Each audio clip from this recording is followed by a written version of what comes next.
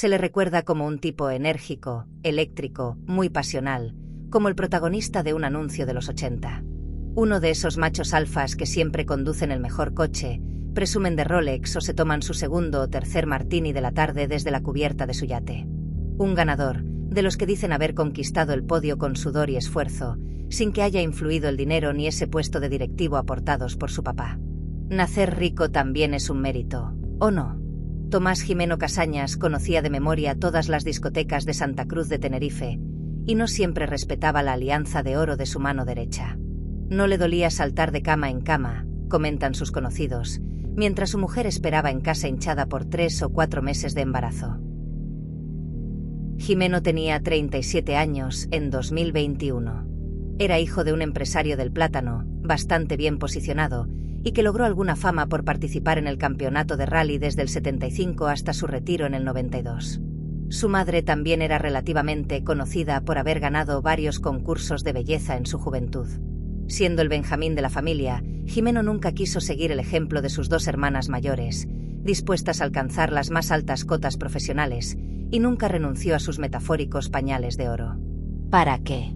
Los padres dan pasta y los hijos se la gastan, lo dice la Constitución en alguna parte. Vivió su infancia entre colegios caros, clubes de tenis y puertos deportivos, sin echar de menos ningún capricho. Su familia no era millonaria, ni mucho menos, pero sí lo bastante pudiente para desconocer las estrecheces de un fin de mes o maldecir al Euribor cuando suben las hipotecas. A sus años, Jimeno vivía del negocio familiar y figuraba como administrador único en distintas empresas. A su nombre también había un chalet de casi 2.000 metros cuadrados, algunos vehículos y una lancha. Era adolescente cuando conoció a Beatriz Zimmermann de Zárate, un par de años menor. Ella tenía raíces alemanas y españolas y una familia que también se dedicaba a los negocios. Solían moverse por los mismos ambientes y compartir los mismos lujos, y se acabaron gustando. El noviazgo terminó con el sí quiero, y la primera hija, Olivia, llegó en 2015. Un hijo siguió en agosto de 2018, pero la enfermedad y la mala suerte se lo llevaron a las pocas horas de estrenar su primera cuna. Un golpe, dicen, que afectó mucho más al padre que a la madre. Un par de años después nacería Anna, su segunda hija. La pequeña aún estaba en el vientre de su madre, cuando Beatriz supo de las correrías de su marido con otras mujeres y decidió plantarle sus cosas en la puerta. Después de 17 años de relación, ya estaba cansada de aguantar en su casa a un eterno adolescente. Poco después, ella inició un nuevo romance con un empresario belga, especializado en el comercio de plantas exóticas, llamado Eric Dom. Irónicamente, ambos se habían conocido a través de Tomás, que le había vendido a Dom los terrenos que necesitaba para expandir su negocio.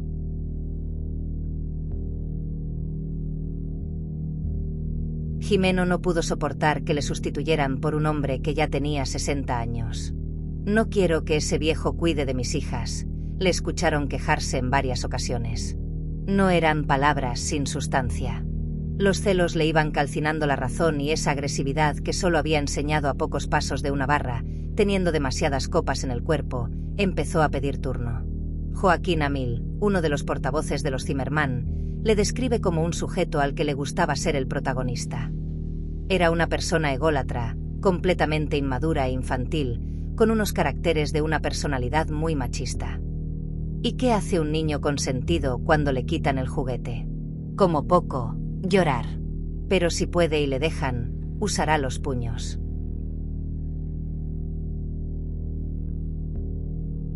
El 30 de agosto de 2020 sorprendió a Beatriz y a su nuevo novio en el aparcamiento de un restaurante y no supo contenerse. Ni siquiera le importaba que las 2 niñas estuvieran presentes. Embistió a Eric Dom con un palo para propinarle una salvaje ensalada de golpes. Cuando su exmujer intentó ponerse en medio, Jimeno también le arreó. La escena fue tan violenta que varios testigos diferentes llamaron a la Guardia Civil. Sin embargo, Jimeno superó el trance sin consecuencias penales porque Beatriz no quiso interponerle una denuncia. Le gustara o no, era el padre de sus hijas y pensó que invitar a los jueces a esa fiesta solo empeoraría las cosas. Hubo otro desencuentro en el mes de diciembre, donde no se produjeron más agresiones físicas, pero sí algunos insultos.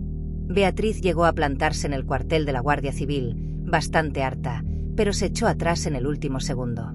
Estaba segura de que Tomás acabaría relajándose. Esos 2 episodios parecían una pérdida de papeles puntual y no los primeros síntomas de una gangrena que siempre estuvo ahí debajo.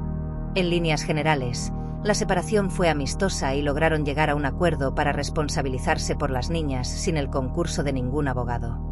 Aparentemente, Jimeno siempre trataba a las pequeñas con mimo y todo el mundo le consideraba un buen padre, empezando por su exmujer. Nada se dice de las posibles influencias de las drogas o de enfermedades mentales.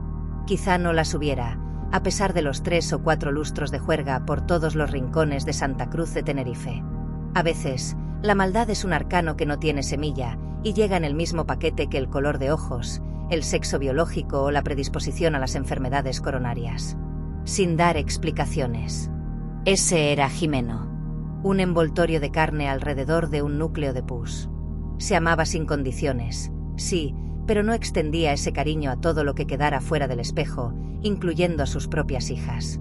Ese amor lo podía fingir, desde luego, porque tener atrofiado el músculo de las emociones no le privaba de la astucia necesaria para esconder los colmillos, pero no dejaba de ser una máscara. Después de tener al universo entero en el ombligo, Jimeno ya no soportaba haber sido desplazado fuera de su eje. Como el niño mimado, necesitaba romper el tablero y dispersar todas las fichas. Conocemos el tipo de explosivo y las consecuencias de detonarlo, pero no porque Jimeno decidió usarlo ese 27 de abril de 2021.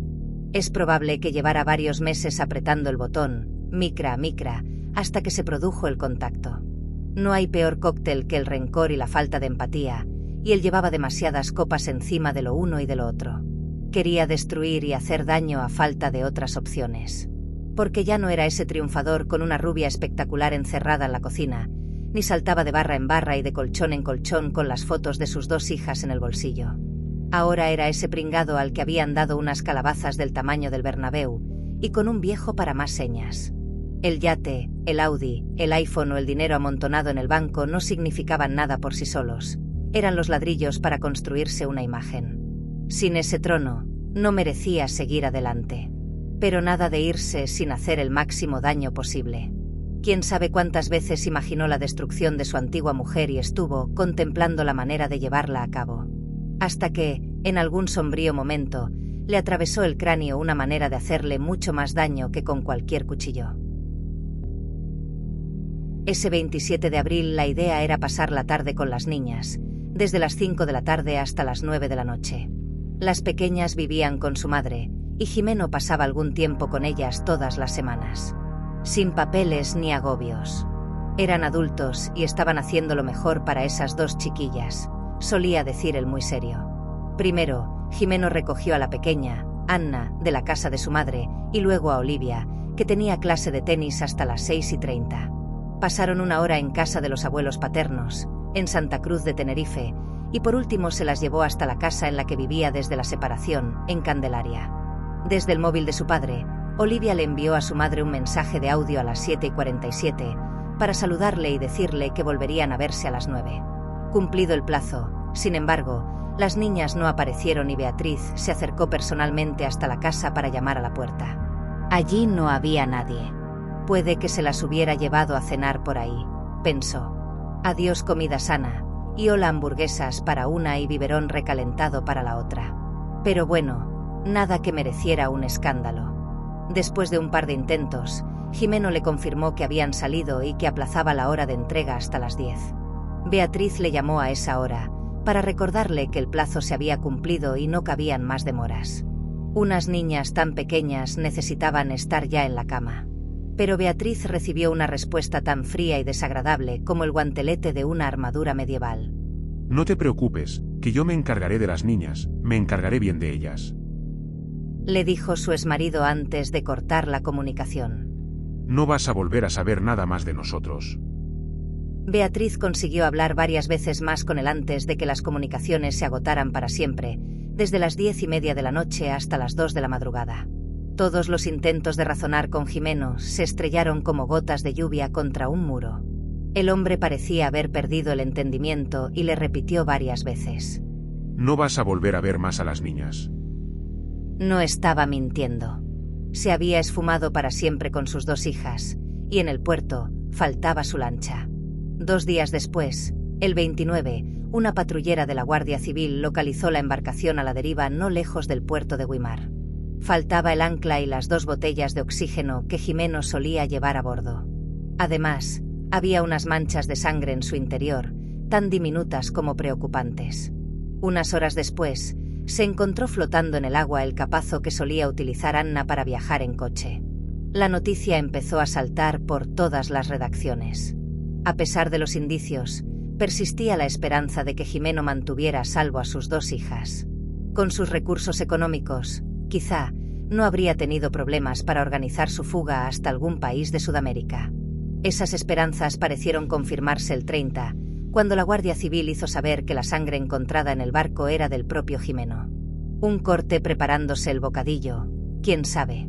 En su casa tampoco se vio nada preocupante, después de varias horas de registro, en la que participó un ejército de guardias civiles y varios perros especializados.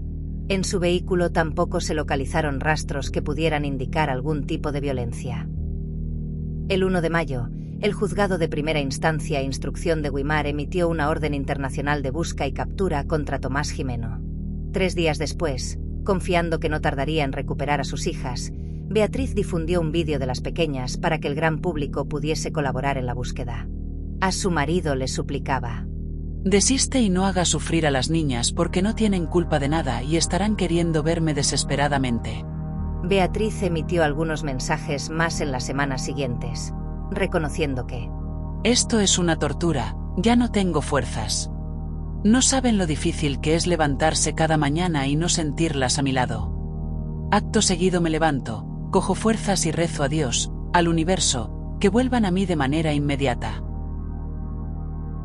Aunque los investigadores mantenían la esperanza, contemplaban la posibilidad de que Jimeno hubiera asesinado a las pequeñas para luego arrojarlas al océano.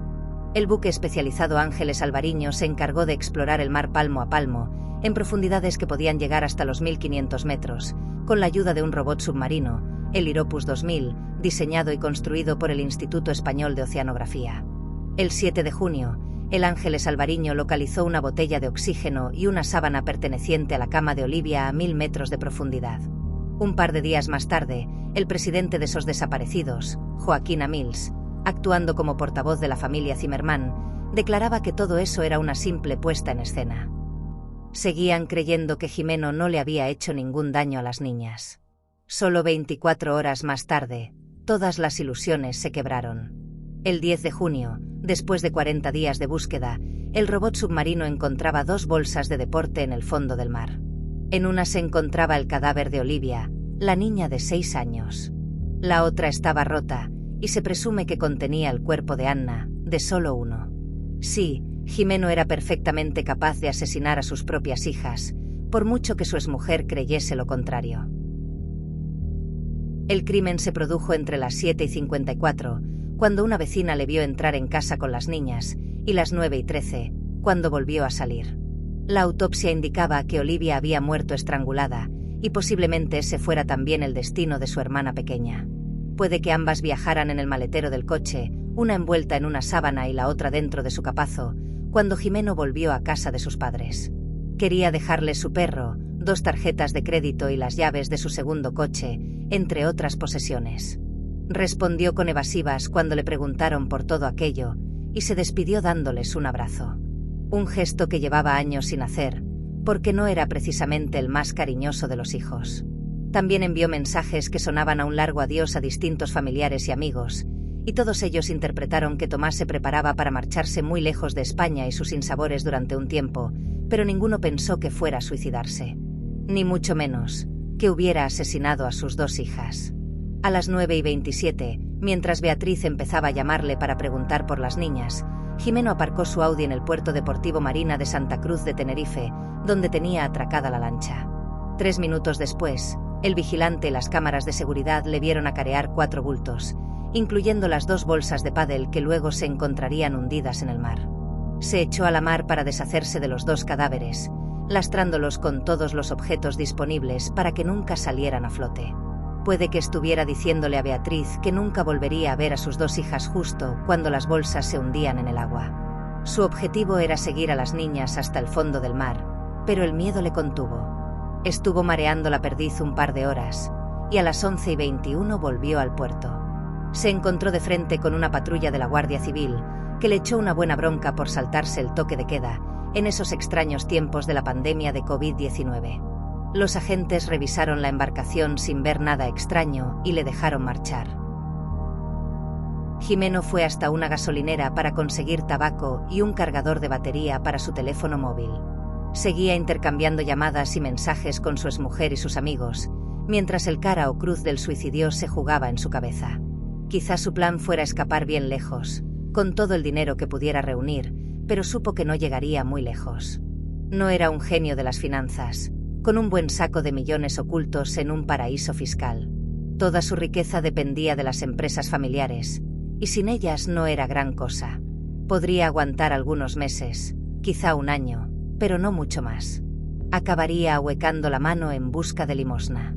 Eso suponiendo que la justicia no le echara antes el guante, algo bastante probable. Había asesinado a sus propias hijas y el mundo entero empezaría a compartir su foto en unas pocas horas, deseándole todos los castigos del infierno. No podía esperar el apoyo ni la simpatía de nadie.